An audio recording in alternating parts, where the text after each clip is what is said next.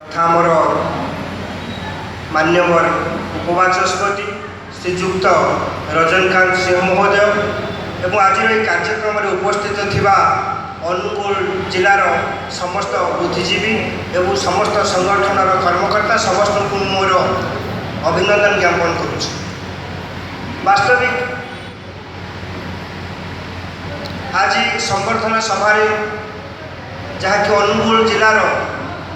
एवं अनुगुल निर्वाचन मंडल श्रीजुक्त रजनीकांत सिंह सांविधानिक व्यवस्था जो पदवी पाई यह निश्चित भाव में आम समस्त को बेस आकर्षण करुच्ची एवं आम समस्त को मन छुईची एवं निश्चित भाव में आम विश्वास रही जे यही सांविधानिक पदवी को श्रृंखलित भाव में से परिचालना करेंगे एवं आगामी दिन में निश्चित भाव में लोकों पाखरे से ठीक भाव में समस्त कार्यभार तुलाई पारे। वास्तविक मंटू भाई जड़े साधारण अति साधारण भाव में समस्त सहित मिसी पारती एवं अनेक समय आम देखीचे से परिवेश को विशेष भाव में भल पाती एवं सातकोशिया जो अभयारण्य रही 2004 मसीह निर्वाचन मंडली थिला 8टी ग्राम पंचायत आज भी 8टी ग्राम पंचायतर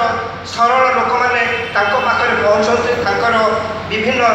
समय जो असुविधा रही पूरण कर समर्थ होती विशेष भाव में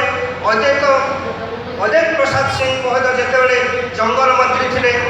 सातकोशिया अंचल समस्त गोटे उद्वेग रुहे जे मंटू बाबू के जंगल परिवेश मंत्री हे ए प्रकार आशा थाए ये आशा अनेक लोकंर थाए सातकोशिया अभयारण्य अनुगुल लोकंर तो यही परिप्रेक्षी में अनुगुल भाई एक शिल्पायन जिले में आगामी दिन में निश्चित भाव में मंटू भाई जो साधारण चाली चलन आचार व्यवहार